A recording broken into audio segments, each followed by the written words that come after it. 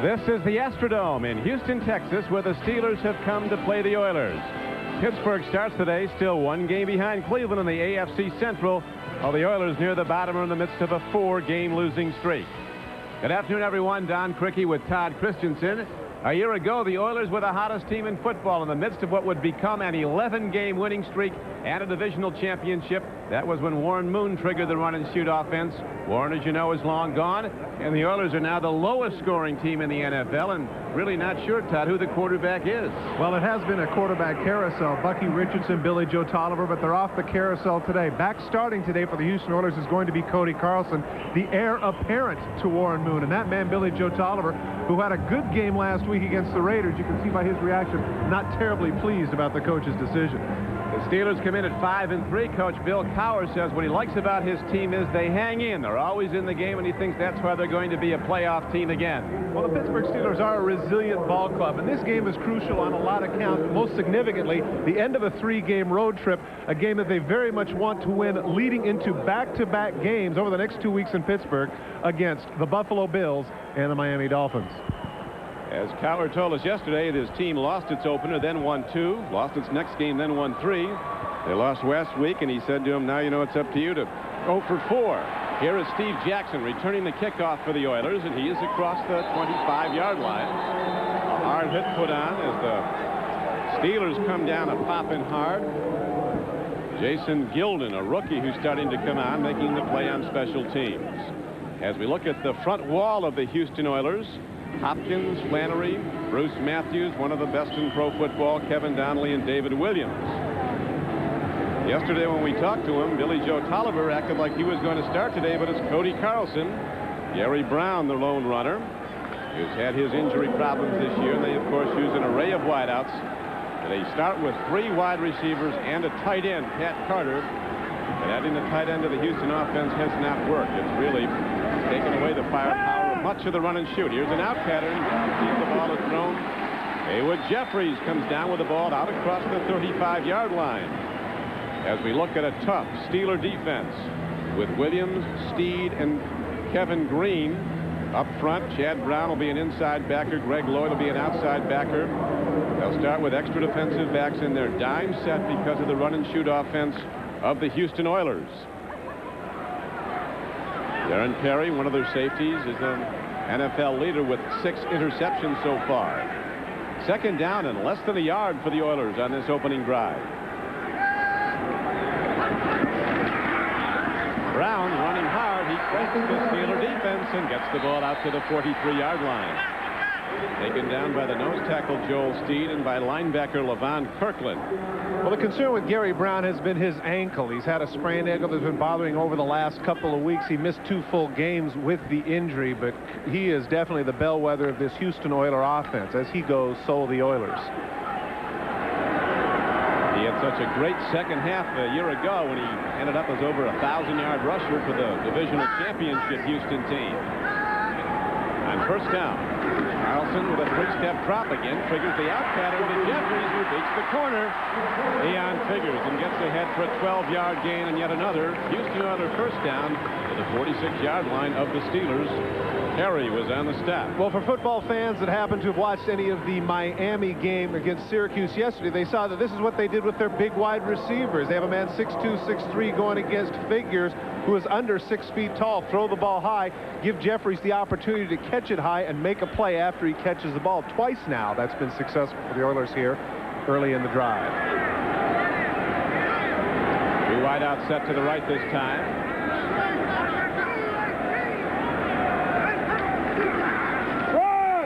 Brown looking for room to run, and he finds it, turning it upfield, crossing the Steeler 40-yard line, and he gets it down to the 38, and on a first down carry, he's ahead for 7 or 8 yards. So the low-scoring Oiler defense, Todd, looking sharp. Don, this is one of the plays they couldn't do without the tight end. Misdirection, the counter to the right side. He's waiting on the block by Hopkins, who pulls across and makes it, and Brown shows at 5'11", 233 pounds. He can get to the outside. He definitely has some speed.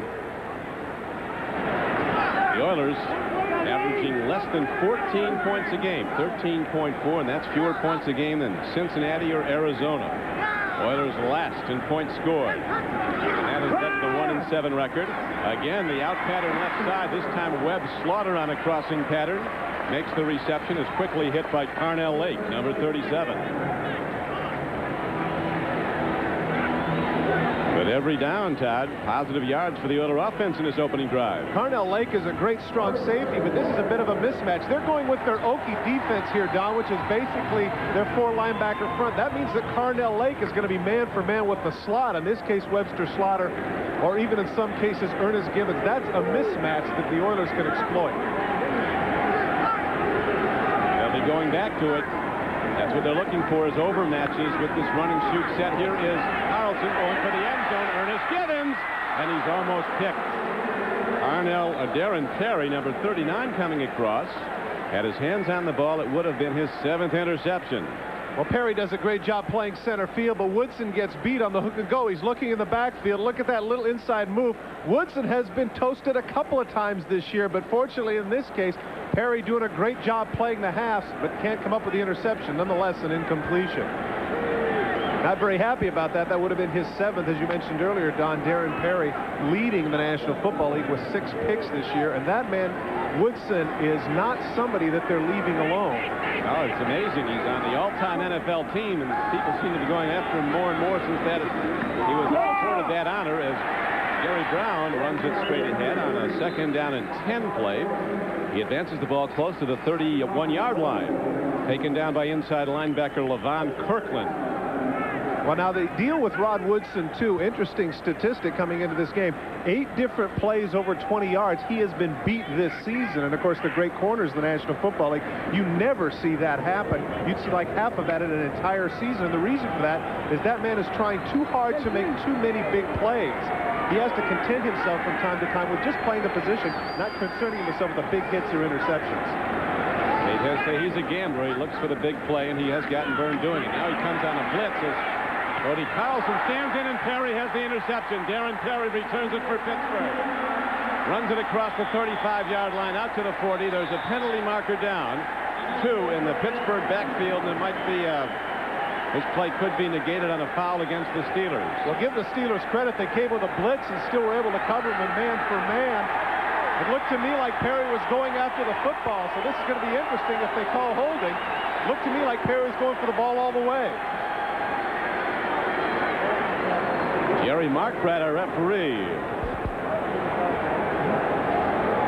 Here's Jerry getting the final word from his side judge. Pass interference, number 39, defense. His 7th interception. Milt Coward telling his defense to settle down. Darren Perry's called for the interference call that'll give the Oilers a 1st down and negate the interception.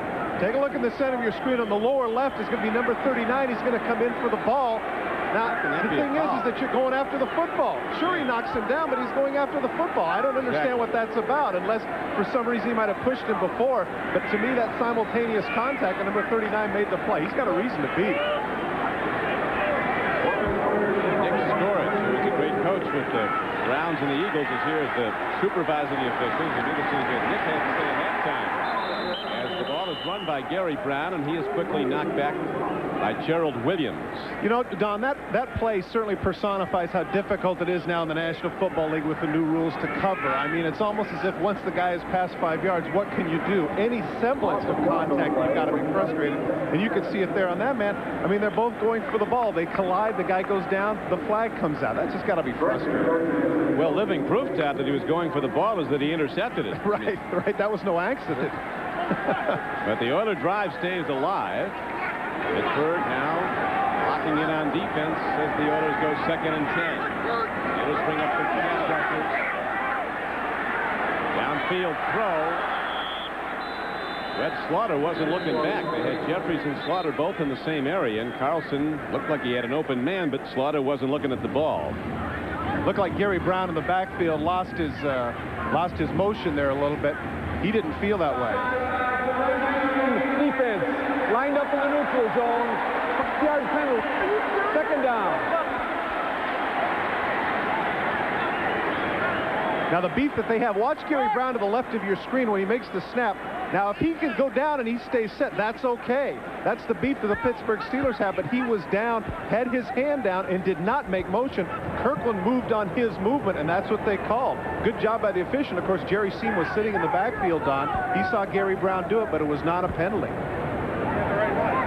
Steelers can't get it right early in the game, and that moves the ball inside the 20-yard line of Pittsburgh. When they met earlier this season at Three Rivers Stadium, the Steelers jumped all over the Oilers with 20 first-quarter points, and the game was never in doubt. Pittsburgh won going away. We were talking yesterday about the importance of getting points up first if they can, and right now they're well in field goal range.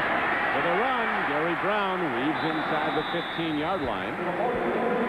Bud Adams, the owner of the Oilers, sent out a signal this week. He said the key that he's looking for is, does the team stop playing hard? If that happens, he might make changes in mid-season. There's Bud.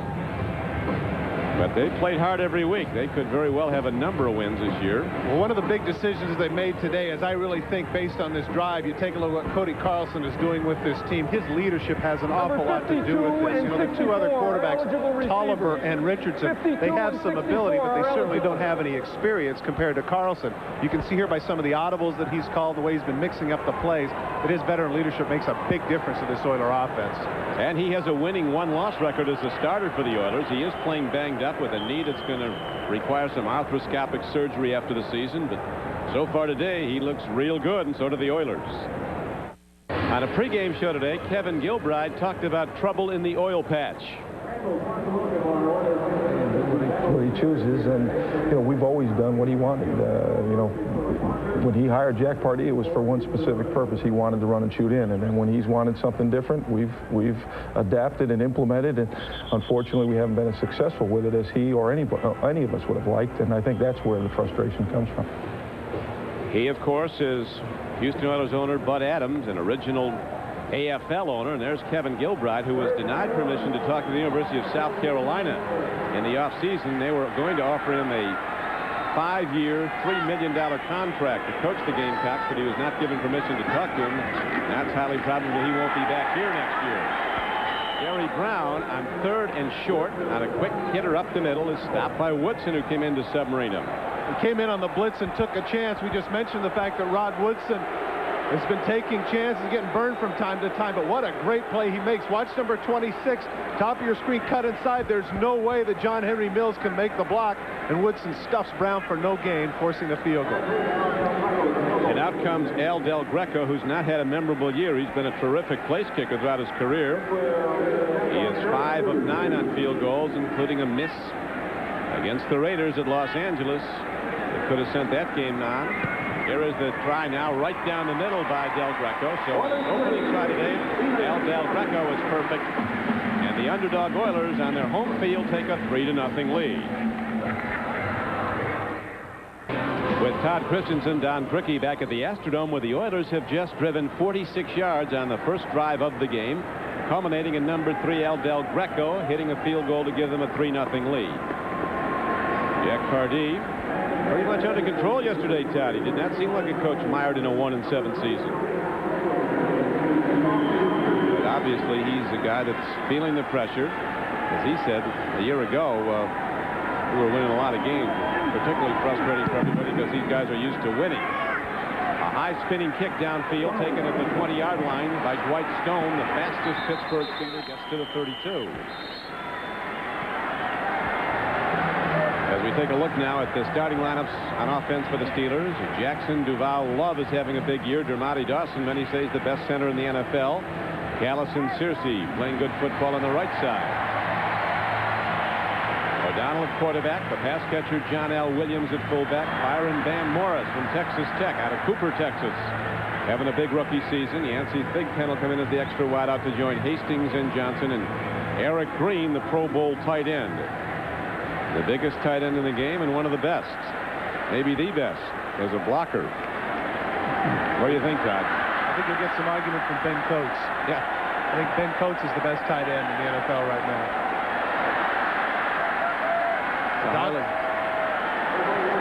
Highly trained dog running in circles on the field with a kicking tee. Eric Green seems amused. It's like a little border collie. Boy, he likes the attention, though, doesn't he? He knows an ovation, that dog. Gets a reward. I'll give him another one to get him off. Dog can go. They sent him up to Cleveland. That's good. You're right. That's a border collie. They're rounders. They go around a herd of cattle and round them. And so he's going to round up his trainer there. So the reference to players as cattle is more than metaphorical than this dog. Okay.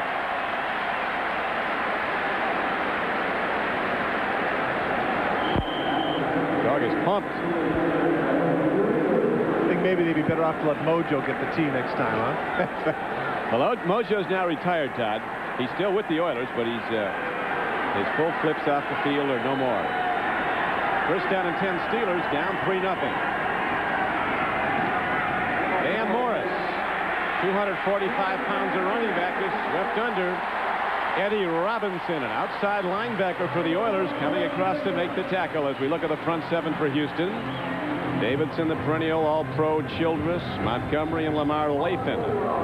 Robinson, Al Smith, the leading tackler, and Michael Barrow, the linebackers. Dishman and Lewis, two good cover corners.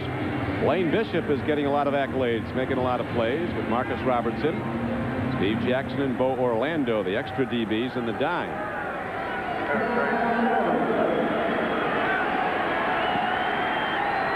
Dan Morris' first carry, resulting in a loss of a yard. It'll be second down and 11. O'Donnell running out of time. He's taken down. That's a sack as he swept under behind the line of scrimmage at the 29-yard line. And that gives us a chance to swing to NFL Live in New York and Greg Gumbel. Greg? All right, Don, in Atlanta, the Falcons are on the board first against the Chargers. Jeff George to Terrence Mathis. Watch Mathis's effort. 9 yards and a touchdown. The extra point, the Falcons over the underdog Chargers today, 7-0, Don. Thanks, Greg. 6:55 to go, first quarter here at the Astrodome. As you see, 3rd and 12. Here comes the big rush. O'Donnell stands in. They pick up the blitz. O'Donnell fires. He's got a man. Andre Hastings. He dives out to the 40, but he'll be about 3 yards short of a first down. So on their first possession, the Steeler offense goes 3 downs and out. The punter comes out. Well, the Steelers do a good job of picking up the rush, but Neil O'Donnell can't seem to find anybody. Come with the blitz from the outside. Here you can see Blaine Bishop coming in. John L. Williams picks him up. O'Donnell plenty of time to look downfield and find somebody. He finally does find Hastings, but not enough for the first. Good coverage in the secondary by the Oilers. Ernest Givens, you saw standing back deep, waiting the punt of Royals. He hits it downfield and hits it very well for the Steelers. Givens, fair catching back at the 7-yard line. Bad decision. So Houston gets a second possession now with a 3-0 lead. Kevin Gilbride, who we heard from earlier, the assistant head coach and architect of the run and shoot time. Well, the argument was always that they could not get to the Super Bowl with the run and shoot. But having broadcast those games, Don, I can tell you that the run and shoot did not give up a 35-3 lead. And the run and shoot could not stop Elway on that day 3 years ago in Denver. But Kevin Green, boy, he got a free shot on Brown. Kevin Green, on the other hand, can certainly stop Gary Brown. What a shot. Kevin Green, mostly known as a sacker, and that's basically why they got him from the Rams. Take a look at the hit that Green puts on Brown. Extended and exposed, has no IDs coming. Pow. When you figure that Gary Brown is 5'11", 233, that is some shot to drive him to the turf. It is. Running start, but Brown, to his credit, is staying in the game. Oilers pinned back after a 53-yard punt by Mark Royals of Pittsburgh. Houston does lead the game 3-0 in the first quarter. Brown. Stays in the game, but breaks an 11-yard run. It's going to come back, though. Yeah, markers are down.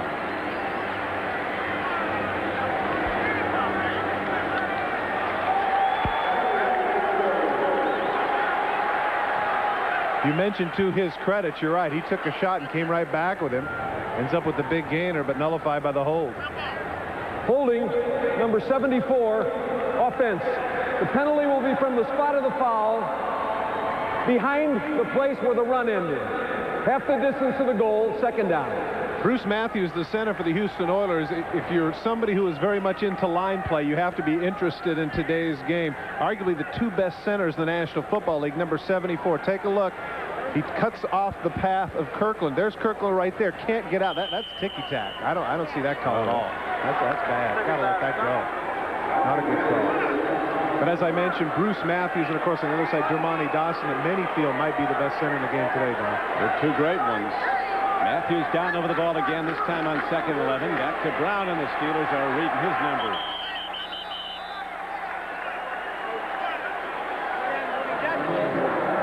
Wednesday, an article in one of the Houston papers about turmoil, and Adams blaming Gilbride for keeping the run and shoot. Well, of course, that's his level of expertise, Don. You know, that's like blaming you for keeping it at play-by-play. I mean, that's what he does. That's his thing. And that's basically, as he mentioned, along with Jack Pardee, the reason they brought him in. And you would have to say over the last 4 years, very successful. I mean, how many teams in the National Football League wouldn't want to be part of an organization that's been to the playoffs 7 straight years? Yeah, they're the only team in the NFL that's been to the playoffs the last 7 years in a row. Whoa! Room service interception attempt. Gary Jones had an open track to the end zone, and he dropped the ball. There's also a penalty marker but down. They got Chad Brown for roughing the passer. Personal foul. Yep. Roughing the passer, number 94, defense. Good call, Todd. It was Chad Brown roughing the passer. Automatic first down. And you got to figure that this really, you've got to be paying attention here if you're Chad Brown. You've got a situation where you've got to rush. You know when the quarterback goes to that second and third drop that all of a sudden you know it's a screen. Watch number 94 on the rush from the outside. The ball is away. There's no reason for that. Ball's long gone. Jerry Seaman right on top of it. Good call. People forget that Chad Brown was an outside backer for Colorado. That man, Bill Cowher, had converted him to inside backer here for the Pittsburgh Steelers. Now the leading tackler with 76 tackles coming into this game. He has made the transition, but right now, Bill Cowher can't be very happy with these youngsters from Colorado. Bad mistake. The ball is moved out to the 22-yard line. Carlson appears to be changing the play for the Oilers.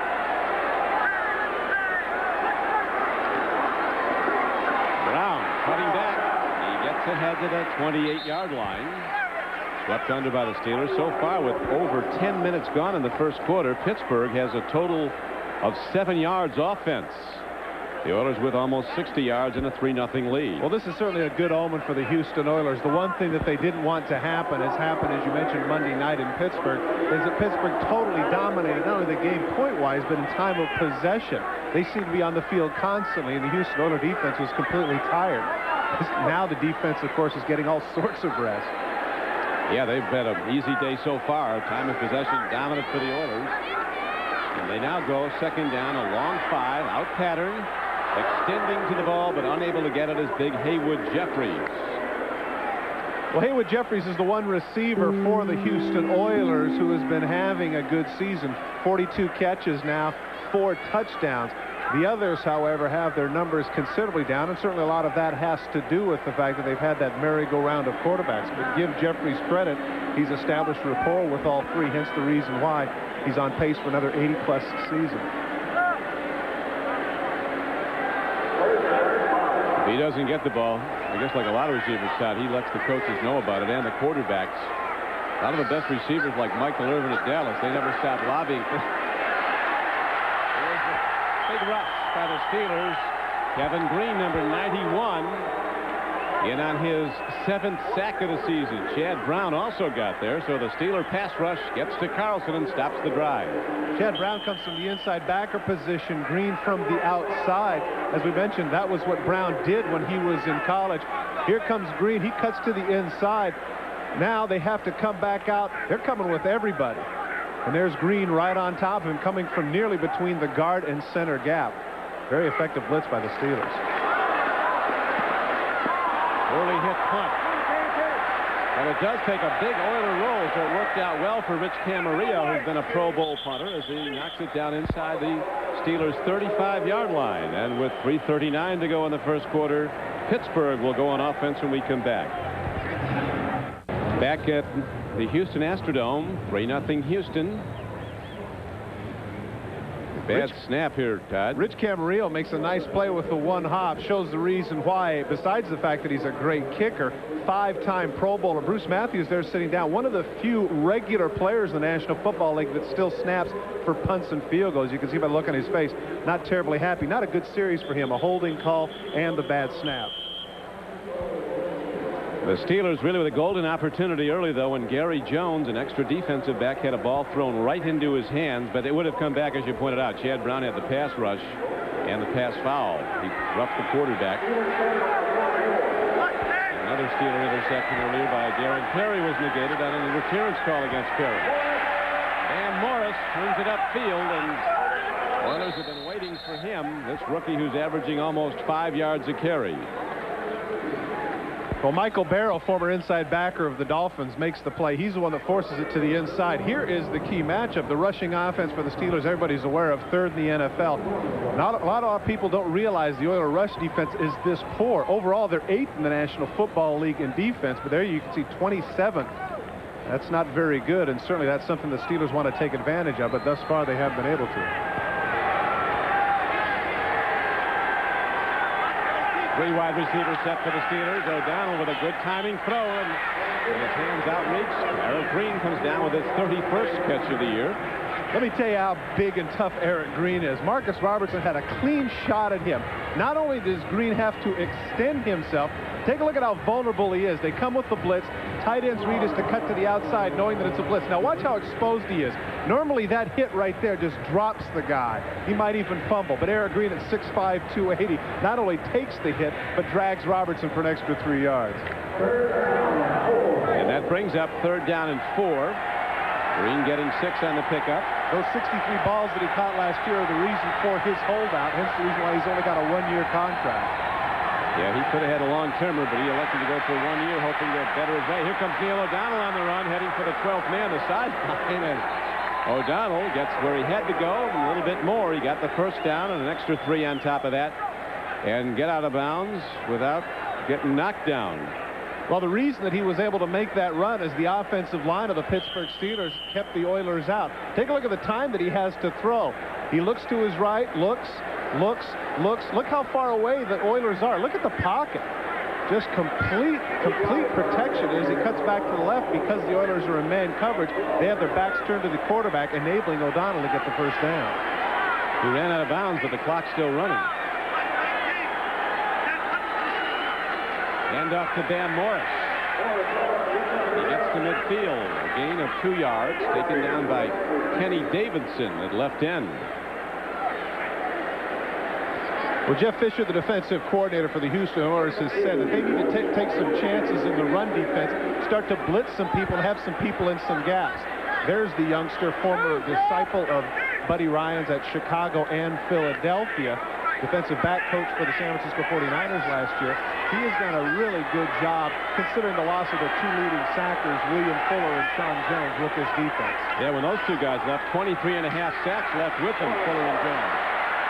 Look at Bam Morris working his way on 2nd down and 8, fighting through Oilers and getting a first down for Pittsburgh. One of the things that the Steelers want to take advantage of is the defensive line of Houston is not that big. Their biggest man is Montgomery at about 280 pounds, and you can see the blue shirts are downfield. Making the tackles like this 9, 10, 11 yards downfield bodes well for the Pittsburgh Steelers, and they want to take advantage of the fact that they feel they're more physical up front than the Oilers.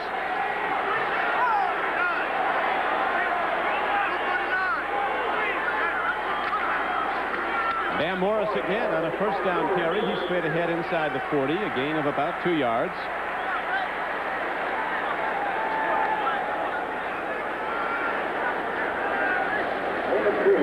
A pumped up Jeff Fisher looking for his defense to shut down Pittsburgh. And well, I was going to say, Don, the very thing that we talked about is that he's screaming at people to find the gaps. If somebody's not in the gap, that's where Morris is able to find his opening.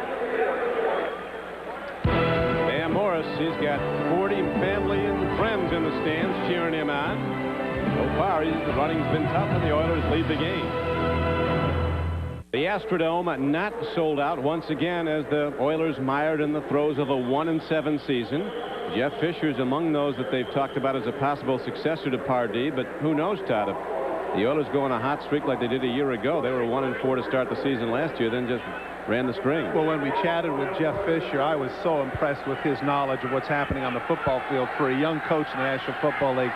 Very knowledgeable, very intelligent. He make an outstanding head coach, I think.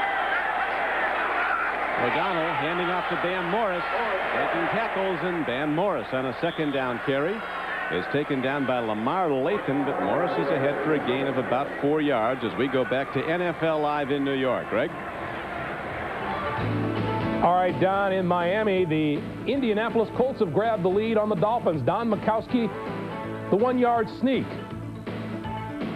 And it's a 7-3 Colts lead over the Dolphins, Don. You know, Don, I like the move to Don Majkowski. Remember, he was All-Pro back in 1989. Yep. I mean, this is only 5 years later. The guy's, what, 29 years of age? That's a baby for a quarterback. He's still got a lot of good football in him. Well, he ignited him last week and seems to be doing it again. Here's the foul. O'Donnell living dangerously, trying to hit Andre Hastings, and 3 Oilers converged on the ball, led by linebacker Eddie Robinson. Now, for those of you that happened to watch the Pittsburgh-Arizona game last week, this is an opportune time for a fake at the 29-yard line. 51-yard attempt here. Take a look at the Houston Oilers. I would guess that they're going to be in what they call their safe, Don. They're not going to rush this too hard, not only because they don't want to be drawn off sides, but they don't want to have a fake. And out comes Gary. Yeah, that didn't work. Steeler fans remember that vividly. We'll describe more of it for the Texas fans who didn't see it as the ball is hit downfield, and Gary Anderson, still a sure shot from way out. A 51-yarder ties the game at 3-all. Last week it was 4th and 2. Then they got a penalty. They went back to 4th and 7. They decided to stay with the fake. Duval Love unable to make the block on Terry Hope, and a 3-yard gain by Gary Anderson was not enough on the fake field goal. They ended up having to go into overtime, eventually losing by 3 points. But that man, Bill Cowher, being the stand-up guy that he was, took the responsibility for that. Yeah, he did. He stood tall and said it was my call and my fault. Duval Love, who didn't make that block, is having an outstanding year, though, for the Steelers. But then again, it became all moot today as that man, Gary Anderson, was able to pump through from 50 yards out. Anderson's kickoff, not too deep. Jackson runs it back and gets to the 29 or 30-yard line for Houston. And there the Oilers go on offense with 14:03 to go in the first half. As I mentioned, Bill Cowher, being a stand-up guy, says that's my call all the way. I don't know if that costs us a chance to win the ball game, but he said that one's on me. And, you know, it's very easy. As I mentioned to Bill yesterday, I said, you know, Bill, you could have put that on Duval Love because all he had to do was just get in the guy's way and you'd have gotten the first down. But that's not his style. He also pulled aside Bam Morris and Charles Johnson, CJ, after the game, after his fumble, to say, I don't want you to change the way you're running. You know, there's nothing negative about it. And I think that's one of the reasons why, almost to a man, the Pittsburgh Steelers love to play for that guy. Yes, they do. He's going to be in this racket as a head coach for a long time. 3rd year, and Steelers fully expect to have a 3rd straight playoff season under Bill Cowher. Carlson hands off to Gary Brown, who's been running well, and he takes it to the 33-yard line. Gain of about 3 yards on the play. Evan Green, the outside linebacker, who's been a most valuable free agent acquisition now in his 2nd year with the Steelers, most of his career at the Rams, and he was happy to leave Anaheim. Now, one of the things that they have to be careful of, though, Don, as you mentioned, Carlson now has come up on 4 separate occasions and audible. Every time he's audible to a run. He's got to be careful that he's not being too predictable there. He needs to audible out to some different things because the Pittsburgh defense is not stupid. They're going to start to adjust to the off-tackle audibles to Brown. Let's see what he goes to now. Looks like he might be audibling right here. The wide receivers all shouting the instructions out to the further flanks. There's an out pattern looking at Ernest Givens. That's where he was shooting, but it's incomplete. Rod Woodson covering on the play, and the Oilers offense hears some boos. Oilers on offense, Todd, with their current 13.4 per game scoring average, are on target to score about 214 points this season, which would be the least scored by an NFL team since they went to the 16-game season. Part of the problem with Carlson now is that because of the inactivity. I think it's difficult to come into a game like this against a great defense like this and continue to come up and audible. 0 for his last 4, 3 for 7 thus far. I think he needs to have more plays in the huddle and stick with what he has.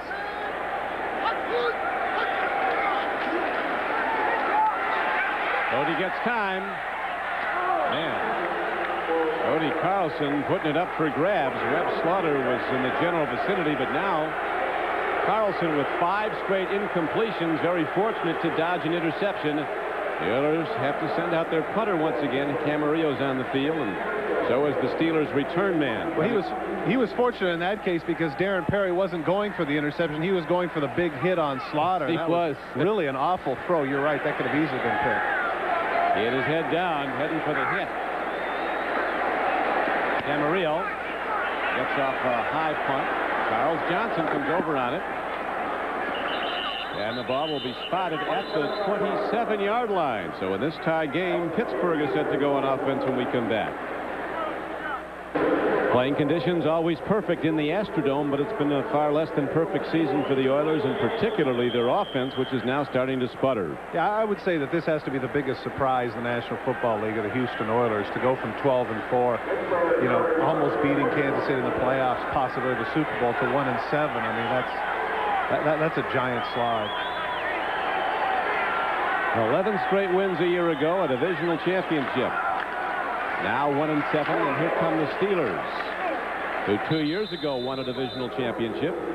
Last year finished second to the Oilers. Jack Pardee talking about the rivalry between Pittsburgh and Houston. He said it's really been fierce these last 3 years. It's as tough a rivalry as we have. We beat them twice last year. They beat us twice the year before. Well, and thanks to the so-called realignment, they will be maintaining that same rivalry now for years to come. Joined now by Jacksonville. We'll be looking to stomp on an expansion team for a few years. We won't teach our kids geography based on the alignment of teams in the National Football League. The Atlanta owners said they put us in the NFC West until it was temporary. 30 years later, we're still there. Out pattern thrown to Charles Johnson, but covering is Darrell Lewis of the Oilers for little or no gain. And he's been having an outstanding season. Darrell Lewis missed all of last year with knee surgery, and this is a position where you absolutely have to have your knee at cornerback. 4 picks. He has made some big plays the last 4 or 5 weeks, and of course, in the Houston Oilers defense, they play a lot of man-for-man coverage. You can see all over Charles Johnson right there. Strips the ball out. I'm not sure that he was completely down. I don't think he had his momentum stopped. Well, Leifveld did. Brings up 3rd down, and O'Donnell has to throw as he sets in the shotgun. 3rd down, and the Steelers need over 5. Woo! Comes in high. Going for the ball was Andre Hastings, and as you see it, caroms off his hands. Jackson on the coverage, and the Steelers have to punt it back to the Oilers. If you're a fan that likes blitzing defenses, you got to like today. Watch, all 7 are going to come for the Houston Oilers. Look at them coming right at O'Donnell. Man-for-man coverage. Oilers once again, great job in the secondary, forcing the punt. Givens dropping back. Mark Royals ready to punt it for the Pittsburgh Steelers. 11:30 to play in the first half. It's a 3-3 game. Line drive punt. Be tough to handle, though. And it takes a hop back at the Steeler return coverage team. And the Oilers are ready to go on offense once again in a game that's lacked the big play. Ray Childress, Pro Bowl defensive tackle for the Houston Oilers. As we mentioned, one of the undersized former defensive end. He plays at about 270 pounds, but the trips that he's made to the Pro Bowl certainly would indicate that he's made the transition pretty well. Quickness still very strong, and here's Carlson firing downfield, and he has now missed his last 6 throws in succession. And with each miss, the boos get louder here at the Astrodome. We mentioned earlier the coverage of Rod Woodson. Let's take a look at him. Ernest Givens inside is going to run the in. Look at the left hand. You can see that Givens is almost completely off his jersey. As Raymond Chester, old tight end for the Oakland Raiders, used to tell me, I used to tell him when he'd get held or cheated, I'd say, Ray, how come you're not angry? He said, listen, Todd, it's a good play if he gets away with it. Is that right? That's what Ray used to tell me. Hey, he was a great pro. Great tight end, and a great cornerback out here gets away with one. You're only guilty if you get caught. 2nd down and 10 now for the Oilers. Carlson play fakes, fires it out. Incomplete at the 46-yard line. He triggered it to Gary Wellman. The Pittsburgh Steelers are hoping to stay within a game of the Cleveland Browns and then head to that showdown December 18th at Three River Stadium when Cleveland comes to Pittsburgh. The biggest win of the Steelers this year has been the win at Cleveland. If they finish in a tie and win that 2nd game. they would go in as division champion. Oilers only 1 for 4 on third down conversions. Cody Carlson 0 for his last 7.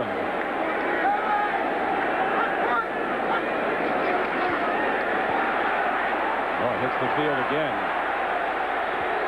That's Rod Woodson coming on the corner blitz. Just comes off the corner. And in fairness to Carlson, this is what inactivity will do. You have to know right where you want to go. Watch number 26. He's going to sneak in, come in completely untouched right between Lake and Brown. There just aren't enough bodies. Right there, the elbow to the head. Carlson goes down, but that's a good non-call by Jerry Seaman. Carlson didn't know who to go to in that situation, and we're going to see a steady diet of this, Don, because of the inactivity of Carlson all day long. Absolutely. He's feeling the pressure, and he's throwing off his back foot, and he's not going to do anything doing that. Think positive as the ball is hit downfield. Charles Johnson watches it roll, and it will take a hop down the 22-yard line. As we tell you that tonight, NBC presents 2 action-packed premieres at 7 o'clock Eastern and Pacific, 6 Central Time. It's the special 2-hour series premiere of the most anticipated new show of the year, Earth 2.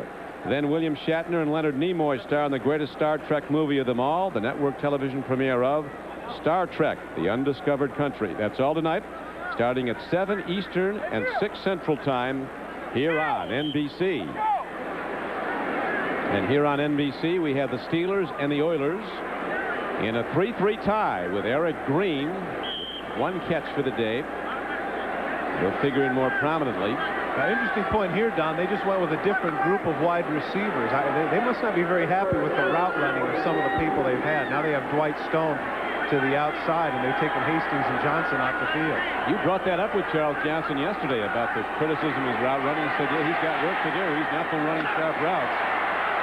Van Morrison breaks the big one as he gets ahead on 1st and 10 for a gain of 15 yards and a Houston first down. Well, that's a Pittsburgh first down. Well, that's a great call by Ron Earhart on the offensive side, and very strange on the part of the Oilers. They go with a 2 tight end offense. You got to figure that they backpedal with 7. They catch him in not much of a rush, and they're able to knock people downfield. You saw a great job by Kalis knocking off Al Smith, who was at the initial point of attack, and Morris shows that not only can he run, but he can catch the ball as well. Great call by that man, Earhart. Argo Earhart, a man who loves the power run game. O'Donnell on a sprint out, takes a look at an open Eric Green. He is submarined by Darrell Lewis, but Eric Green is downfield for 18 yards and yet another Houston or Pittsburgh first down. Well, Eric Green, of course, is the one that they go to, as you mentioned. That's his 32nd catch. The misdirection, everybody is going to the left side. You can see Al Smith fooled completely by the play-action fake. He lopes across the field on the deep crossing route. Lewis upends him. Look at the direction, the misdirection. Look at all the blue shirts going to the left. O'Donnell rolls out, has Green wide open. That play has been a staple for the Pittsburgh Steelers over the last 2 seasons. Man, great defense by the Oilers. Ray Childress got to the ball carrier as quickly as Neil O'Donnell could hand it to Bam Morris. Well, looked to me like Eddie Robinson was a little bit offsides there. He anticipated the count, number 50. Take a look at the line of scrimmage here close. Watch number 50. Watch him get up the line of scrimmage. Well, he didn't. He just timed it perfectly. Timed it exactly right. Forces off the blocker, enabling the pursuit to catch Morris in the backfield. Jeff Fisher telling us that the broken thumb by Eddie Robinson has plagued him in terms of pass rush. You see the big bandage there on his left hand. But he's been playing some good football. This he's been very consistent at the outside backer as O'Donnell does the right thing and throws it over to row A. And a penalty marker goes down. Oh, no, he wasn't even knocked down. Might be oh, he's going to call it intentional grounding. Yeah, it's an expensive He's penalty. In the pocket. The quarterback was in the pocket. Intentional grounding. Loss of down goes with that. You know what? Expensive. You know what, Don? That's always a difficult call for the official for no other reason than he has to play the role of Kreskin, i.e., he's got to get in his mind and say, was he throwing away or is there somebody around? Clearly, in this case, you can see that O'Donnell is. Sure, he's throwing it away, but there's a receiver over there. How many times have we seen the exact same play happen and they let it go? In this case, and he can't believe it. Look at his reaction. Come on. When do you call that? He's got a legitimate beef. Again, Jerry Seaman may have read his mind, but that's one that just rarely gets called. Bill Cowher taking it all in stride. He lauded O'Donnell's ability to handle pressure and stress and the ups and downs of being an NFL quarterback. He said he's a tough guy that rides with the flow, doesn't get too high or too low. Good leader. Let's see if he's got a good long arm. He's got 3rd and 26 coming up. Let it fly. There's an open man. He throws a strike to Andre Hastings, not close to a first down, as Bo Orlando, who played at West Virginia, comes up and makes the pop. And you saw one of the big rarities for the Houston Oilers, a zone defense. But Jeff Fisher's content to do that. He had the 3rd and very long. He did the right thing. No sense in taking a blitz, doing something foolish. Instead, he goes back into the zone. Sure, give up 13 yards. No big deal. It's 3rd and 26. Make him punt from midfield. Ernest Givens back again. He victimized himself, making a fair catch at his 7 earlier in the game. A nice high punt by Royals. And Givens fair catches again, this time at his 14-yard line. So the Oilers in this 3-3 game again get the ball, but there is a marker down. Usually that's holding on the sprinters.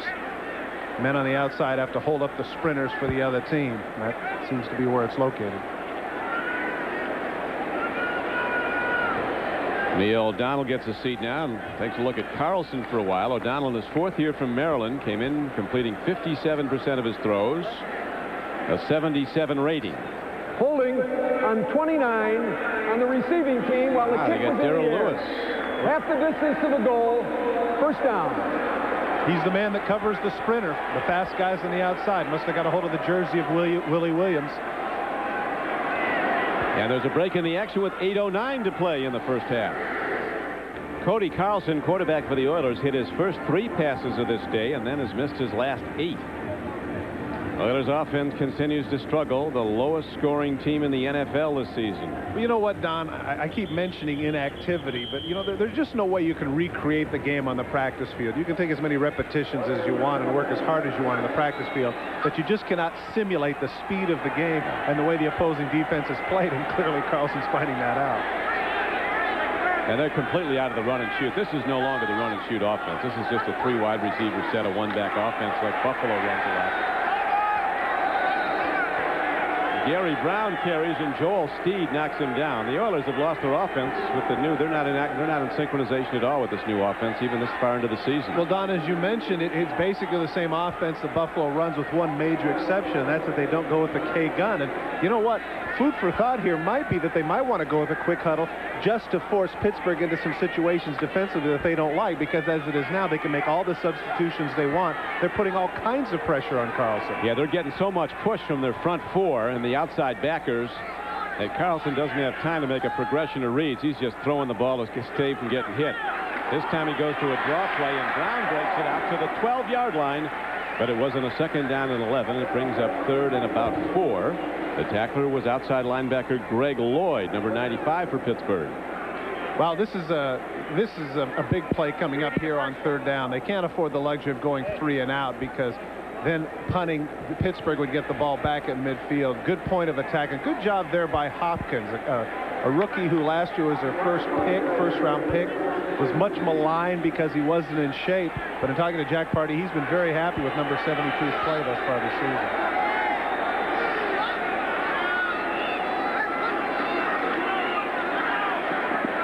Pattern with the ball is Webb Slaughter, and he is ahead, and a big ovation as the Oilers get a first down. They had 3 in their opening drive, which culminated in a field goal by Del Greco and an early lead. And since then, they've been sputtering and stopping themselves, and now they do hit the first down throw. Webb Slaughter. Interesting, as you and I were coming out of the facility yesterday, we went by his Mercedes, and his license plate says DB Shaker. And those of you that followed his career in Cleveland, he was outstanding. Former Pro Bowler after the '89 season. He was on a pace last year, Don, for over 100 balls until he tore out his knee. He would have had over 100 catches last season. He's now recovering. These Oilers, they might lead the league in cars. That's some parking lot. And that is not what they got Pat Carter for. The tight end, they finally go to him, and it hits him like a statue. And he argued with me yesterday. He said, what's the deal? Why is it I can't catch the ball? Well, here's part of the problem of the Oiler offense. These are the numbers last year for the 3 big guns, the 3 receivers, Slaughter, Givens, and Jeffries. Now you take a look at what's happening this year. Only Jeffries is around the numbers that he had. Slaughter nearly 19 catches left, and Givens, of course, as you mentioned at the outset, Don, really struggling this year, playing instead of the slot, the outside receiver with only 21 balls caught. We throw in here Cody Carlson. I don't know, that was a missed call. He was looking back at Brown, and Brown was swinging out of the backfield. There was no protection.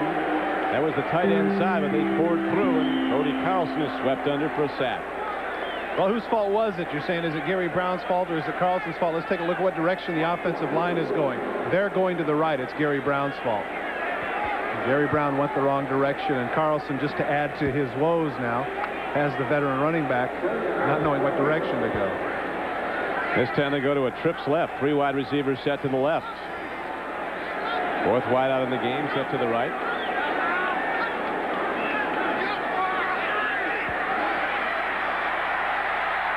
Gary Brown has the first down. He's across the 35, out to the 40. He'll be out to the 42-yard line. Don, a flag is down, and right away I saw Bruce Matthews take his helmet off, upset with the umpire because they're going to call a hold. They are indeed. A 27-yard gain comes back. Now that's the second holding call, and Bruce Matthews wants to know, what is the deal? How do you define this? Holding number 74, offense. Half the distance to the goal, 3rd down. All-pro center for the Oilers clearly is not pleased with the umpire. He wants to know what the definition is. Take a look in the middle of your screen. Number 74 sets out to the left on the screen. Now follow him across right now in the middle. Watch number 74, pushes to the outside. Where's the grab? There it is right there, but it's so small and so far away from the play. I can certainly see what Matthews' beef is there. I mean, it's not like it was a takedown or something. That's the sort of thing that happens every play. I think Matthews has a legitimate complaint. There's no question it's a borderline call on the second against him, and it negates the Oilers' biggest play of this game, a 27-yard gain. Now it's 3rd and 20. Here comes the rush. Carlson never had time to load and let it fly. He was looking at Lorenzo White, who's just in the game, number 44. I certainly have to question that call anyway. Got a situation here where you got 5 minutes left in the half. You need to run the ball there, call a drop play, keep the clock running. Instead, they only come with 4 rushers, but they're able to get some good penetration, knocking him down to the ground. It's Jason Gilden, reserve linebacker, who came in with a good rush. And in comes Rich Camarillo to punt the ball. Steelers with a big rush on. Camarillo gets off a good one, and Rod Woodson runs it back, takes 1 hit, and Woodson gets it back to the 47-yard line. So the Steelers start with good field position with 4:56 left to go in the first half. Saturday, November 19th, NBC Sports has your ticket to the world's largest street basketball tournament with Hoop It Up. This global tournament is capped on the Court of Dreams, where the men's champions face Larry Bird's team of NBA legends. The Iceman George Gervin, Darryl Dawkins, Adrian Dantley, and Kurt Rambis. Hoop It Up Saturday, November 19th at 5 Eastern, following the Air Force Notre Dame game here on NBC Sports. That's a good-looking group there, Todd. So I wanted to ask you something, Don. As they say in the hood, do you have a game? You have a game. I had a game. Past tense. Okay. I can still launch. Here is the tight end John Hayes running with the ball for the Steelers, and running very well down inside the 30-yard line. They'll spot him right at the 30. A 16-yard gain, so they go to John Hayes for the first time this day and get a big play. Well, Jonathan Hayes, former tight end of the Kansas City Chiefs, to the left of your screen, misdirection. Eddie Robinson lets him go to the left, and again they come back out. They have Eric Green covered, but not Jonathan Hayes. In fact, they have Green too well covered. You see right there, Blaine Bishop is with him much too long. He finally comes off and makes the tackle, but not before Jonathan Hayes, not normally much of a pass catcher, picks up nearly 20 yards. 2-back set now with John L. Williams and Cam Morris. They stay in for match protection, and O'Donnell delivers to the tight end Eric Green down to the 19-yard line. Blaine Bishop takes down the big guy, but he takes him down 12 yards downfield. First down, Pittsburgh. One of the few guys in the National Football League that can be covered and still get open. This is just not bad coverage on the part of Blaine Bishop. He runs it in. He's barely a step behind, but give O'Donnell credit. He puts it right on the money. And the difficult part for Bishop is that if he's going to knock the ball away, he's got to go through that 280-pound body, and there's just no way for him to do that. Nope, he did get him down, but it's a first down for the Steelers. O'Donnell sets his wide receivers wide right this time and goes to Bam Morrison. There's nothing but Oilers to take him down in the backfield. A loss of 3 yards on the play. Michael Barrow, a former All-American linebacker at Miami of Florida, and big Glenn Montgomery, number 94, were on the stop. Well, this has hardly been what you'd call an offensive extravaganza, as witnessed by the numbers we're about to present to you. No, it's been less than that. Oilers started out well, but now they 19 yards pass offense. But look at the rushing yards for Pittsburgh, only 24, and as we mentioned at the outset, averaging 144 yards a game, so both defenses playing well. O'Donnell against the big rush by Childress, throws up the middle. Incomplete. Well, Thigpen. I'm sorry, that was a nice play by Darrell Lewis, reaching over the top. Very catchable ball, and Lewis does a great job of getting his hand right on the arm. Take a look. He's going to run the crossing pattern. Coming into your screen from the right is Thigpen. Look at Lewis, as they say, close on the ball, get his hand right in the way. Playing some good football today. They're going to be going to Thigpen more, Todd. As you know, he caught 3 for 95 yards against Arizona last week, including a 60-yard touchdown. He can get deep, very fast, sure-handed. Thigpen goes out wide to the left now, the top of your screen. And we go to the play-by-play shot. Over the middle, John L. Williams, who's caught over 500 passes in the NFL. And what a smart play by Ray Childress. Ray Childress played what Merlin Olsen used to play for the Rams in that what they called the spy. He doesn't go with the rush. Watch number 79. Stays at the line of scrimmage. Look at him backpedal right there. He knows that they're coming with the screen. Great play by number 79 to shuck off the blockers, stop Williams for a relatively short gain, and set up the second field goal attempt by Anderson. Be a 39-yard attempt. Spins it up and right down the middle. So Gary Anderson, in the midst of yet another standout season, is 2 for 2 today. He is 12 for 13 for the season. He's not missed an extra point, and he gives the Steelers their first lead of the day, 6-3, with 2:08 to go in the first half. Steelers came in here expecting it to be a street fight. They knew that the Oilers would not lie down. That's one thing about this Houston team, and Coward pointed it out. They might be having some tough luck, but they're not quitting. Well, certainly not on the defensive side. I think the problem right now is on the offensive end. Which is inept. Yeah, and of course the big penalty, you know, if they can get the Gary Brown play, the big screen pass is not negated. Maybe they're in business, but instead they have to punt. That's part of the game.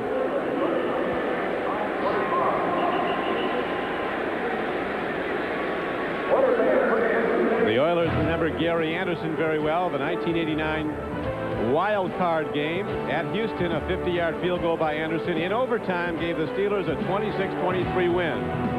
A game that turned out to be Jerry Ganville's last as the Houston head coach. Gary Anderson, basically the major part of the offense for the Pittsburgh Steelers today. He already has a 50-yarder to match that one. That was his first kick from that distance. And I wanted to ask you something with regards to that. Do you have an explanation as to why they've been so poor from that distance? Coming into last week, I think it was 4 for 30 from 50 yards and beyond, and in the past it had been like about a 40 or 45% proposition. Do you have an explanation? I don't, unless guys were heating the balls in previous years or something. But they're just not hitting them. Steve Jackson runs it back on the kickoff return, and he runs it hard, breaks it out to the 40-yard line. And the Oilers will go on offense with 1:58 left to play in the first half. A 31-yard return, and Cody Carlson comes back out. 3 field goals has been it so far, and Pittsburgh has 2 of them for the 3-point lead. Don Criqui with Todd Christensen. There's been a lot of speculation here in Houston that there might be some coaching changes coming up. Ernest Givens, one of their wide receivers, might have said it best when he said you could bring in Tom Landry, and Jimmy Johnson's not going to help the way we're playing. Yeah, I don't think there's any doubt about it. And, of course, that's always going to happen. I personally like Jack. I think he does a great job. But it makes no sense to me that if you're going to do it in the middle of the season, what are you going to do in the second half? I think that they have to play this out. And clearly, it's been a situation, while they have played poorly in 2 games in particular, they could conceivably at this point be 4-3 or 5-2 with some breaks. No question, they've got 3 3-point losses. Warren Moon, he wanted to stay. He loved it here, and he had the great seasons for them. Moon said recently, they let me go for almost nothing. I think it was a 4th-round draft choice, and as Warren Moon put it, they got what they deserved. Well, the onus is on Cody Carlson now. This is the best starting position for the Houston Oilers. The last drive they started at the 7-yard line. Brown runs it straight ahead. He's got a couple of yards, but they need the downfield throw. They need to hit the big play, and Pittsburgh hasn't given that up. Well, they have plenty of time. 1:45 and the clock running. In the first drive, remember, which culminated in the field goal, 46 yards. Since that time, in the next 4, only 18 yards. Give credit to Pittsburgh's defense. Carlson with a good throw there to elusive 5'8" Gary Wellman, a former Southern California wide receiver who's been injured a lot, but he sneaks in and makes the big play for first down. Well, he took advantage of what we mentioned earlier, Gary Wellman having Carnell Lake man-for-man coverage. Of course, Carnell, a tremendous strong safety, but a bit of a mismatch with a quick guy like Wellman. Carlson stands in. He's got another open man. This time it's Webster Slaughter. He dives inside the 25-yard line. So all of a sudden, with time running down, 1:06 to go in the half, the Oilers offense comes alive. And again, Cody Carlson picks on Carnell Lake. He's the one that had Slaughter man-for-man coverage. 40 seconds timeout. When you get conditioned as a strong safety to be covering tight ends and backs coming out of the backfield, that's much different than covering wide receivers. So Carnell Lake been victimized on this drive, first by Gary Wellman and now by Webster Slaughter. They've been throwing so many of their patterns, Todd, to the sidelines, to the boundaries. Now they're going over the middle more with the ball. Watch to the left. You see there is Carnell Lake. He fools them a little bit with the in move. Really, it's not that bad a coverage, but Slaughter puts a good DB shake on him, which would be his vernacular, to get open. And as you mentioned, Carnell Lake, outstanding strong safety, great tackler, terrific in run support. But he's having his problems here. Coming up at halftime is the Domino's Pizza NFL Live halftime report with Gumbel, Ditka, and Gibbs. A Raiders and Chiefs preview and an interview with Marv Levy, whose Bills are, oh, you think they're out of it, and all of a sudden they come back and pound somebody. They got a tough one the next time out there. They go to Pittsburgh next Monday night. I always enjoy chatting with him, though. He's the antithesis of the stereotype head coach. Bright man, Renaissance man, well-read, a lot of fun.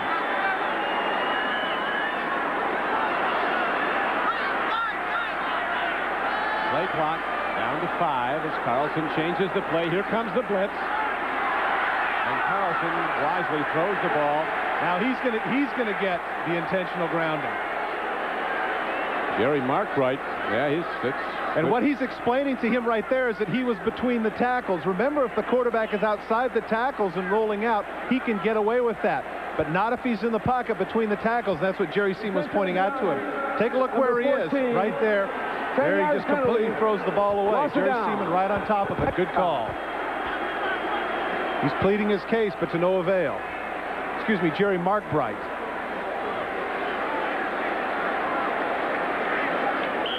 Evan Gilbride didn't like it either. Well, they kind of evened that off then. They got one each way on a quarterback grounding. Well, I'm not so sure about the one of O'Donnell's, but that one clearly, he just threw that one into the ground. Nobody was close. Makes it a tough play call. 2nd and 20 at the 33-yard line. Man. Carlson swept by the Steelers. They are shooting at Cody Carlson from every angle. He's getting snipers in the tall grass. He's getting defensive linemen knocking people over up front. Carnell Lake comes this time. Watch from the right side of your screen, just completely untouched. Gary Brown comes out too late to get a piece of him. And that will bring up 3rd down and 20 for the Oilers at the 33-yard line. From here, it will be a 50-yard field goal for Del Greco. He was hitting him from 55 warming up today, which is a whole lot different than with a rush coming at you. Carlson stands in. He gets the ball to Gary Brown, and he gets it down to the 31-yard line. And that will make it a 48-yard field goal attempt for Del Greco as he'll try to tie the game. The Oilers letting the clock run down. We'll see if the Steelers call timeout. Well, I think one of the issues here is I think they'll be content to let it go. I don't think the Steelers are thinking here that they can get the ball back, and of course their offense is not generated in a 2-minute type of situation. Del Greco, as you mentioned earlier, Don, has struggled this year, and this will be a distance of about 49 yards, fairly close, only 3 yards short of the distance he had last week against the Raiders when he hit the crossbar. He hits it hard, and in his home ball yard, he is right down the middle. Right on time is Del Greco, and we again have a tie game at 6-all with 14 seconds to go in the half. Well, he's got to feel good about that, but I know that Jack Pardee's got to be frustrated because once they get down to the 30-yard line, I think some complacency hit the offense saying, okay, now we're in field goal range, as opposed to saying, look, we've got to see if we can get in and get a touchdown, because a touchdown in a game like this is absolutely monumental, especially the way the offenses have been struggling. First touch we might see, Tom, might be on a defensive return. Keeping guys awful close to running some back. And some drop balls out there by the defense. Carlson was 10-4 as an Oilers starter before this season. He signed a $2 million a year contract last May when Warren Moon was traded for a 4th-round draft choice to the Vikings. He's had a lot of injury problems. He has one right now. He has a knee that's really bothering him. But to his credit, it doesn't seem that it's really affected his play, unless some of those balls that have been sailing you can directly attribute to the knee, but I don't think so. Billy Joe Tolliver, number 11, who yesterday when we met with him acted like he was going to start. I asked Billy Joe to tell me about his sojourn throughout the NFL. He said, "Mister, I went to Texas Tech. Don't lay that sojourn on me." Oh, he's one of those guys. He's just happy to be here. Interesting character, a lot of fun to be around.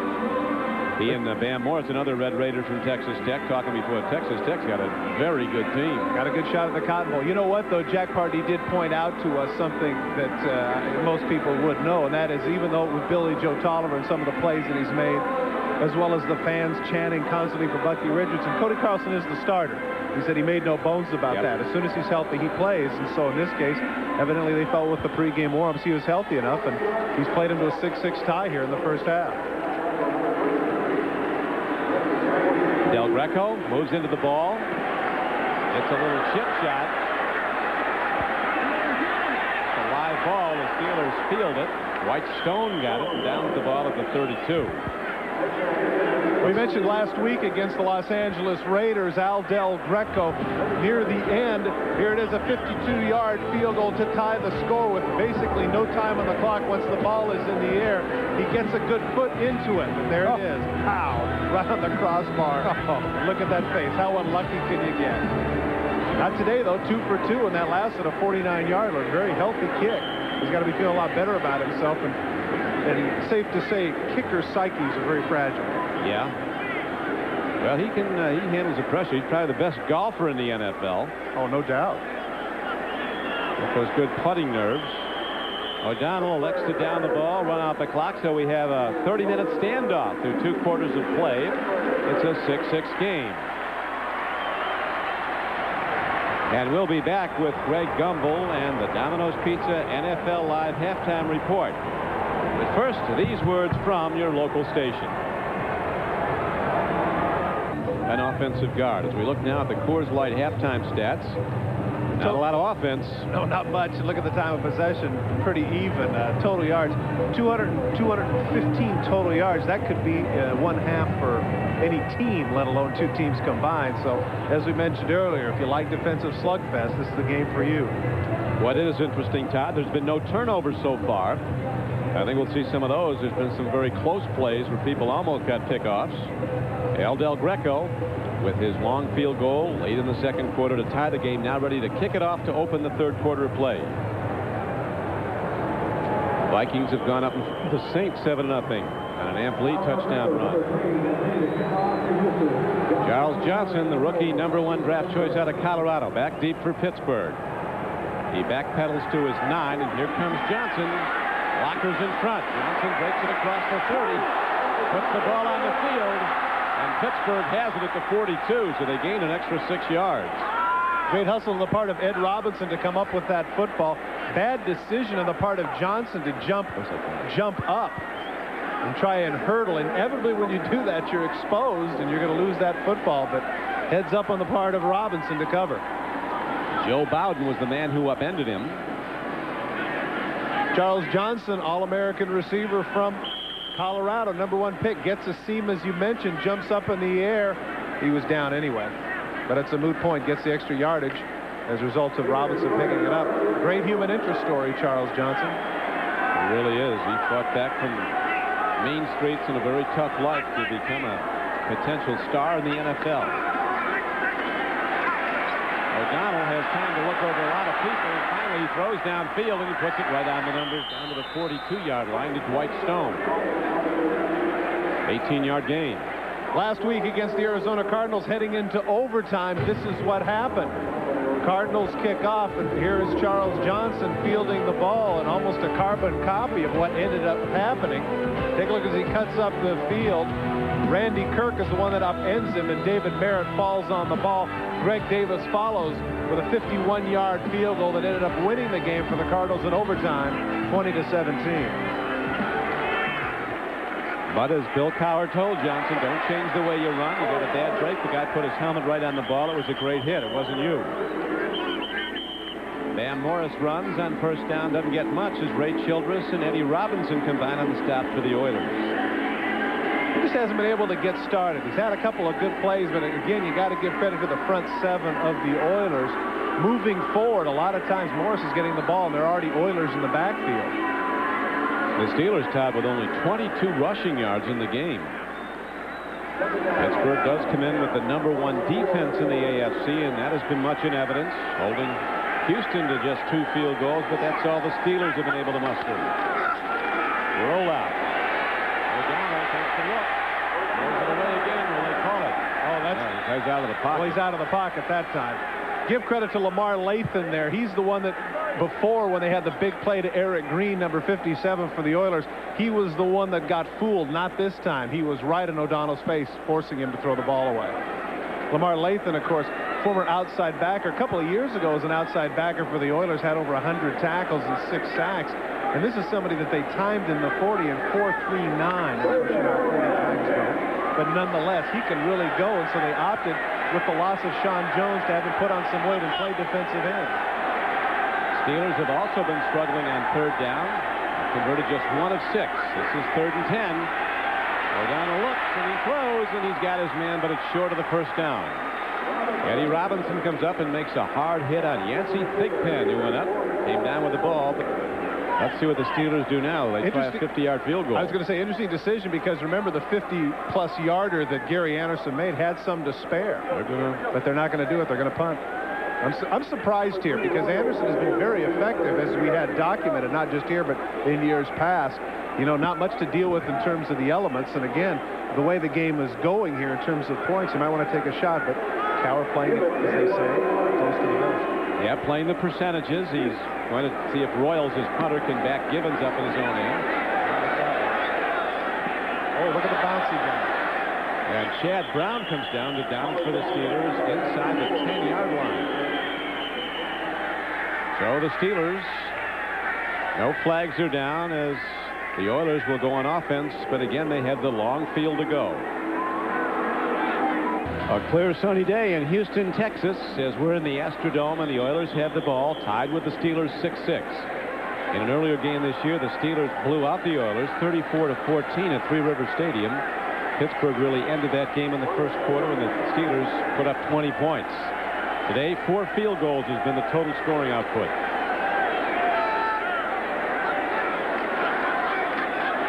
Gary Brown trying to cut back. He's ahead for a gain of about 3 yards. You know, Don, despite the fact that the Oilers are 1-7 this year, people forget that they have a very rich recent history in terms of playoff appearances. You mentioned earlier in the first half, Don, the fact that Houston Oilers are the only team to have been to the playoffs 7 straight seasons.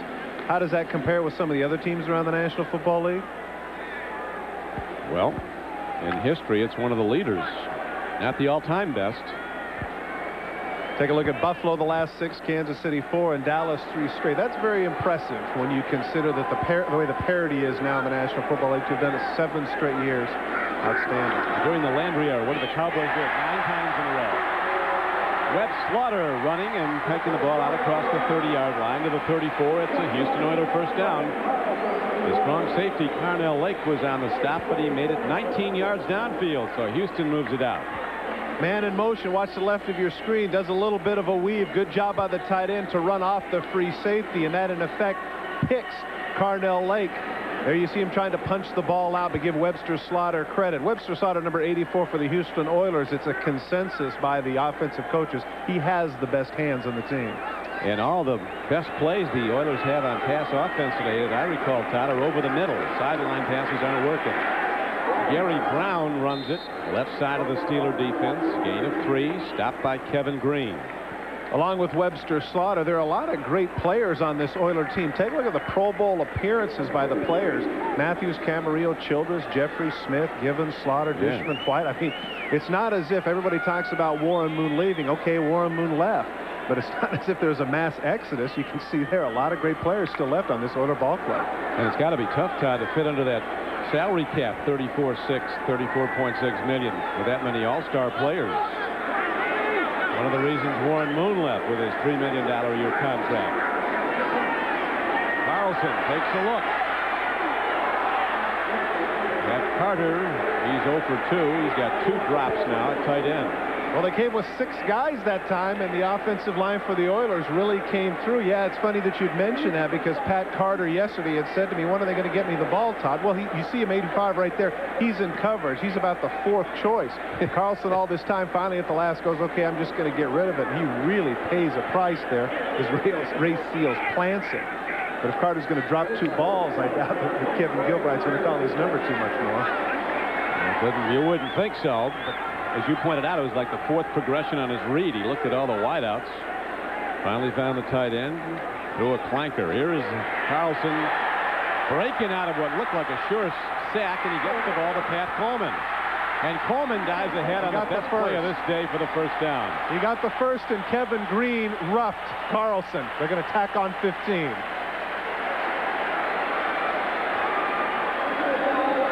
Roughness on number 91, defense. You got it. That's it. 50 yards from the end of the run.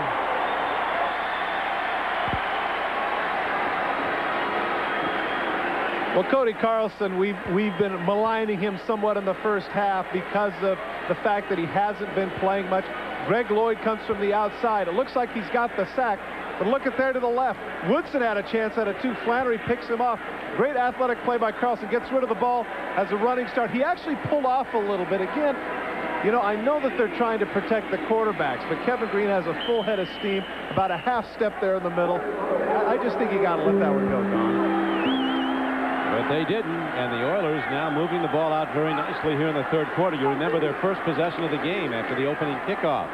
They moved it right down the field and then hit a field goal by Del Greco to take a lead. And they talked out about the 2 biggest possessions of the game, your first of the first quarter and your first of the 3rd quarter. Do you buy that? Well, certainly in the case of Pittsburgh, it's been an issue because Pittsburgh has been very effective in the 3rd quarter thus far. In the first half of the season, they have not scored a point in the 3rd quarter in any of their games. And I know that Bill Cowher wants to right that ship. And, of course, the way the offense had been stymied in the first half, if the Oilers come off, as you mentioned, come down, even if they kick a field goal, that's going to really make their confidence grow. So far, 2 field goals for each side has counted for all the scoring as Carlson lets a deep ball go, but no one's close to it. Ernest Givens coming off the right flank was running a post pattern, and Cody was fired to the end zone. Situation where Ernest Givens had a different read. He was thinking post, and Carlson was thinking corner. Carlson got his most playing time back in '92 when he started the final 6 games and had some great numbers, leading the Oilers to the playoffs again when Warren Moon was injured. And that was also the time, remember, Don, the last game of the season here in the Astrodome on national television. He came in and started and got them into the playoffs. Big victory over these Steelers. Yes, it was. Looking to get another one. Here's Lloyd. He strips the ball. And Flannery flies on the ball. It's Pittsburgh's ball. How many times do you see it, Don, when the guy who misses the block is the one that recovers the fumble? Flannery is the one that has to come out from his guard position and get Lloyd, but he can't quite do it. He's not quick enough. Lloyd gets around him, hammers the quarterback. Take a look right here at the end. Flannery now has to bounce out. Look at Flannery trying to come out to get Lloyd. He can't do it. Lloyd does a great job of stripping the ball, but they're nothing but blue shirts back there. And Gilbride cannot like the pass protection that he sees for his quarterback, Carlson. Kevin Gilbride's seen it too often. And the Oilers drive stalls, and now their punter is out. Rich Camarillo hits a high spiral that turns over. Underneath it at the 10-yard line is Charles Johnson of the Steelers, and Pittsburgh goes on offense first and 10. Great kick. With 8:22 to go in the third quarter. Charles Johnson, number 81, first-round draft choice of the Pittsburgh Steelers, first wide receiver drafted, an All-American last year at the University of Colorado. We talked earlier about the long road he's made from a very, very difficult upbringing. In a sense, raised himself, was in as many as 15 different foster homes, and at one point in his life figured it wasn't worth it anymore. We'll tell you more about that story and the young lady who brought it to a happy ending. Here is Neil O'Donnell dropping the throw, and they get him back at the 2-yard line. So the Oilers defense rises up. Michael Barrow coming from the right outside linebacker. Don. It is a fumble. Got it. The big play comes from the defense. We talked about no first half turnovers, and one was looming large, and there it is. Well, now Jerry Markwright originally pointed in that direction. Now he said yes. Michael Barrow, as you mentioned, comes around from the outside. Both he and Al Smith came in on the blitz. And now I guess they're going to talk about it. O'Donnell's beefing. But clearly Jerry Markwright pointed in the direction of the Houston Oilers. Don, you called it right. A turnover is going to be big. And if this is for the Houston Oilers, it can't get any bigger than that, getting the ball on the 1-yard line. The quarterback was down by contact. Oh, now it's going to go back. Said down by contact. Here's Michael Barrow. Michael Barrow's the one that created the play. He's the one that looked like he stripped the ball. Watch the top of your screen, number 56. They come with all the linebackers. Watch number 56 and watch the football. There's no way. Now wait. No way. He's got the ball right there. The ball goes back to him. No, that's a good call by Jerry Markwright. It looks like the ball is out on the ground, but it's not. The ball goes back to him. He falls down on the ground, and then they took the ball away from him on the ground. That's a good heads-up call by the official. Good job of getting together and talking about it. A good call indeed, but it puts the Steelers in jail, and they get out of it now as Sam Morris, their 245-pound rookie. Battering ram running back. Takes it out to the 9-yard line. Now watch closely at the end of the play. Where does the ball go? Okay, there's a fumble. Now where does it end up? It ends up in his crotch, and he gets possession of it. He puts both arms around it. You don't see the ball on the ground. O'Donnell has it while he's on the ground. Then Barrow strips the ball away from him. That's a good job. The cohesiveness of the officials there, getting together, deciding exactly what it is right on top of it. Excellent job. This Oiler defense pumped, though. They're looking to make another big play. O'Donnell tucks it in. John L. Williams runs it. He breaks it out across the 15-yard line on 3rd down and 11, but he's way short of where he needed to go. Al Smith, number 54. The leading tackler for the Oilers makes the stop, and Pittsburgh has to punt from deep in their own end. Al Smith, as you mentioned, leading tackler. I had a chance to chat with him yesterday. Remember last year when he was with the Houston Oilers, took a little abuse from Buddy Ryan, but still came back and had nearly 100 tackles. He's on pace for that again this season. He really was the one that created the play for Barrow by coming up the middle and stripping the fullback who normally would have had Barrow to the outside. Royals hits it, not very well. A knuckleball that'll be tough to field. It does take a Steeler bounce. Gibbons grabs it and steps out of bounds. And Houston will have the ball again with 6:30 to go in the third quarter. Almost a turnover at the Steeler goal line, but the Oilers didn't get it. Referee ruling down by contact. Then the Steelers have punted, and now the Oilers start from their 32-yard line. Tie game, 6-all. 6:30 to go in the third quarter. Busy day for the Stripes, hasn't it been? I mean, the intentional groundings, the fumbles, some of these things, very interesting. More to come. Long way to go. Carlson with a timing throw that he never got off. On the blitz was LaVon Kirkland, an inside linebacker from Clemson who they rave about. He's a 260-pounder who can run with the fastest Steeler defenders. The guy that made the play, though, was Carnell Lake. He knifed over, and it was going to be a hitch route. Just left your screen, number 37 cuts in front. He knows he can't throw the ball, and Kirkland is able to get right on top of him. Bill Cowher raves about the play of his inside backers. Kirkland and Chad Brown, both converted outside backers who have made the switch very successfully. Steeler defenders now with their 3rd sack of Carlson. It's the 26th sack of the year for the Pittsburgh Steelers. Another big rush. Carlson out-patterned. The sure-handed Gary Wellman takes it in. But for a gain of just 4 yards. Wellman has been the surest-handed Oiler today by far. They've gone to him 3 times, and he's caught them all. Well, they didn't have much of a choice there because the Pittsburgh Steelers continue to blitz Cody Carlson. They come with 6-7 guys every time, and it's been successful, obviously, holding him to 6 points. Now 3rd and 9 will be interesting to see what Dom Capers and the defensive cognoscenti of the Pittsburgh Steelers opt to do. Dom Capers on high. There's Dom with the headset on, second in from the left. Making the calls, the defensive coordinator who has the #1 defense in the AFC. You know, when I talk to some of the other coaches around the league, Don, one of the reasons for that, they say, is because basically you've got 3 defensive coordinators or former defensive coordinators on that team. You've got Dom Capers, who's the defensive coordinator. Of course, Bill Cowher was the defensive coordinator at Kansas City, and the defensive back coach, Dick LeBeau, former defensive coordinator for the Cincinnati Bengals. So they're saying if there's anybody that can put together a defensive game plan, it's the Pittsburgh Steelers coaching staff. You should move your mouth.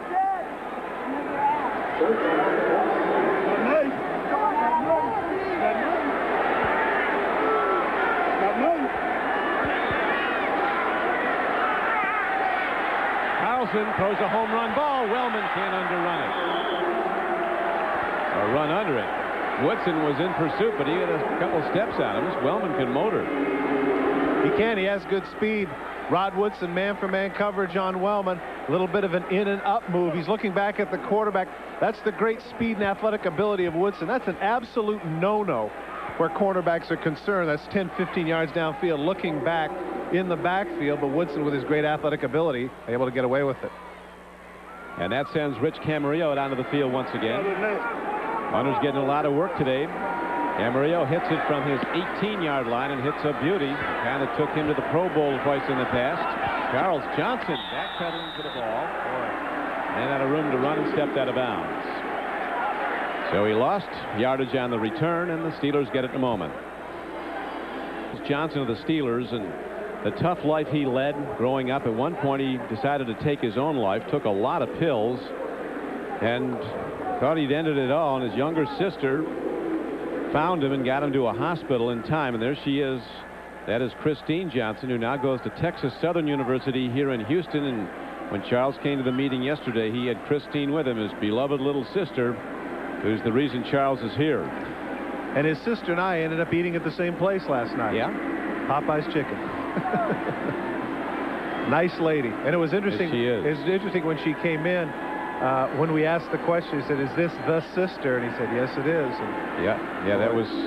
She has to take particular delight, as well as other family members, but I think Christine in particular has to be just so proud of this young man and what he's accomplished. Yeah, I asked him, "Is that the sister that saved your life?" He said, "Yes." She just put her head down and smiled. Very devoted to each other. Now she's going to Texas Southern. And Charles is playing wide receiver for the Steelers, and right now running a pattern as Neil O'Donnell goes long to him and almost gets him. Wouldn't that be a fitting topper on that story? Christine got excited there, and almost a big hit to her brother.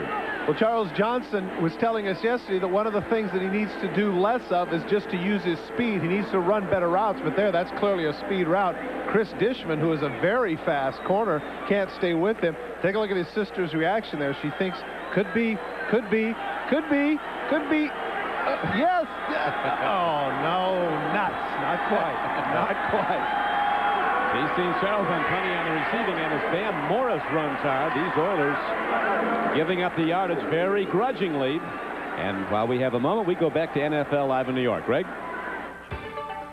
All right, Don, we'll take you to Atlanta, to the Georgia Dome. You know, Mel Gray has returned to kickoff for a touchdown today. Clarence Verdun comes close here, 57 yards. It helped set up a 22-yard Atlanta field goal as the Falcons stretch their lead over the Chargers to 10-6 in the third, Don.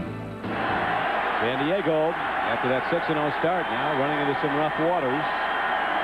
Steelers, who lost last week, looking to start another of their mini win streaks they've had this season. Here's O'Donnell letting it go long. and Johnson can't get to the ball. Excellent coverage by cornerback Chris Dishman. Well, they've gone to Charles now. They're looking at him deep. That's his strong suit. Well, they got to stretch it out a little bit. Chris Dishman, of course, is all over that one. Number 67, offense. It would have come back anyway, Penalty though. declined. 4th down. But, I mean, it's the exact same play to the other side. Charles Johnson on the post route. Dishman's not stupid. This time, look at him. A little bit of a minor bump there. Nothing of consequence. Dishman all over that. Not quite so close this time, sis.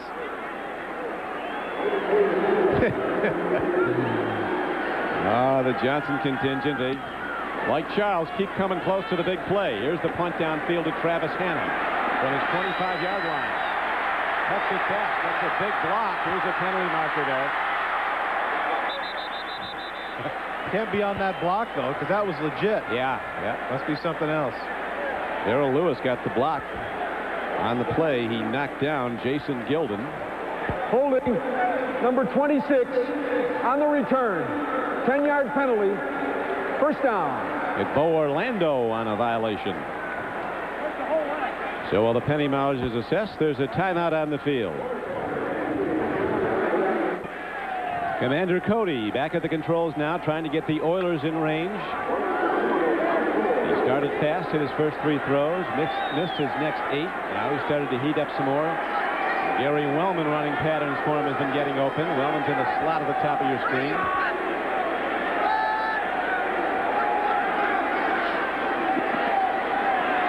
Long ball downfield. That's Jeffries getting almost picked off by Perry. Darren Perry had his feet in bounds but lost the ball on the way down. Warren Moon, who hated to leave Houston, and said they got what they deserved for trading me.